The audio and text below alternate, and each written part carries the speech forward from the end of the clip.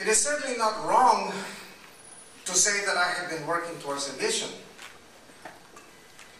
but I must confess that there have been moments in recent months when I have had to ask myself,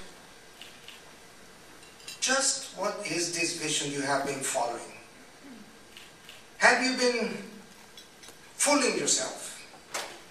Is this truly where you hoped your country would be by now?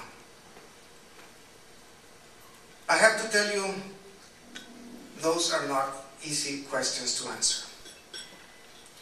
For as long as I can remember this odyssey of ours, very generously and very eloquently described by my good friend Robert, it has been 2 steps forward and 1 back. At our newspapers, we believe in a better Mexico and we have campaigned for it. And we have seen enough change for the better to know that we were not misguided. But in the last few years, it has honestly felt as though most of our steps have been backward ones. How else can you describe a landscape of abductions in broad daylight and ransom notes, untrammeled intimidation? How else can you describe a time of gun battles, exodus without end, and decapitations delivered as warning notes? Nevertheless, ladies and gentlemen, I am 3 things. I'm an optimist. I'm a patriot, and I am a jaded newspaperman who has seen it all and lived to put it in the headline. What it boils down to is this: I believe in the deep, untapped potential of Mexico. I believe that things will turn out fine in the end. Above all, I know that getting there will not be easy, will not be quick, and it will not be pretty. You don't want to become Arizona, all right? It isn't going to do them any good. Wait till you see the economic pain that that state feels when they start canceling conventions and other things there because of how Latinos are going to be treated in that state. Wait till you see them counter-react that legislation. I can just guarantee you it's going to go 180 when they start to see that Arizona is an unfriendly place for anybody of color to go into. What's going to happen there? We're going to have to start, in my opinion, in Austin. There's a gubernatorial election this year, and, you know, maybe we need a drone, maybe we don't need a drone. We need a lot more than a drone. And if that's all that they're going to talk about in Austin is whether or not we're going to get a drone down here, something's really wrong.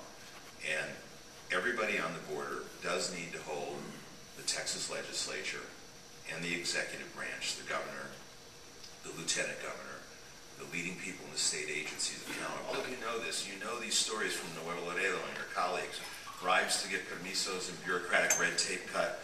Business owners deciding to take their families to the United States while managing their businesses as best they can from wherever they live. There's more than 44,000 homes in San Antonio, according to the Mexican Council General in my city, that are deeded to Mexican nationals in San Antonio. We're very grateful to have them. We're glad that they find the ambiente familiar in San Antonio a good place. You have thousands living over here.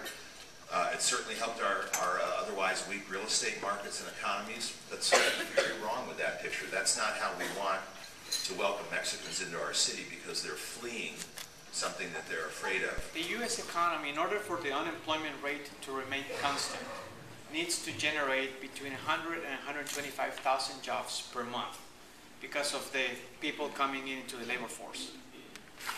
So if we, some of my colleagues at the Dallas Fed have estimated that we need between 2 and 250,000 jobs per month over the next 4 years, and then we will reach the peak levels in employment, meaning that it will take some time to regain those jobs. Yeah, I mean, this recession was very, very severe in the labor market and in many other markets, so it will take some time to get back to the peak levels in employment. Have you had any problem with the environment?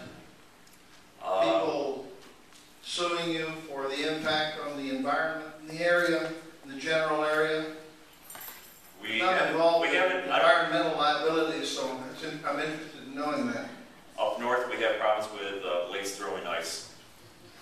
I don't expect to have the problem here. There are environmental impacts, bird life. We have to report every bird. There's many reporting agencies that we have to report many things to.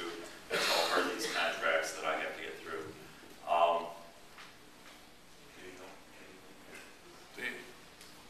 Birds are about the only thing I know Yeah. of that they're Deer. impacted. You'll see wildlife all around the base of them. Deer can run right to them and everything. So they blend in eventually. But we do, and on that subject, we do a tremendous amount of studies before the project is built to ensure, and then we do continuing studies, bird studies, bats, threatened species, and such, to ensure that we did not have an impact, or what can we do to minimize that impact on the environment. We reseed everything that we tear up, and in fact, we're in that process right now of reseeding everything that was disturbed. We have to report all the water containment, everything that we've done for that, water erosion control, everything is reported and documented. It has to be approved by our environmentalists, that they have to do all the reporting to the state agencies and federal agencies. We have two choices. Either we adapt, or we just stay watching, not doing anything.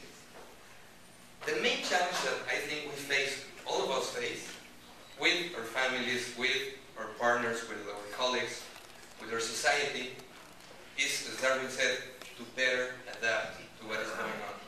And I think that the cornerstone for this process of adaptation is having self-conscious, being self-aware of what is your purpose in life and what are you trying to do with this life. How can you influence other people's lives on a positive way, of course, but you cannot do that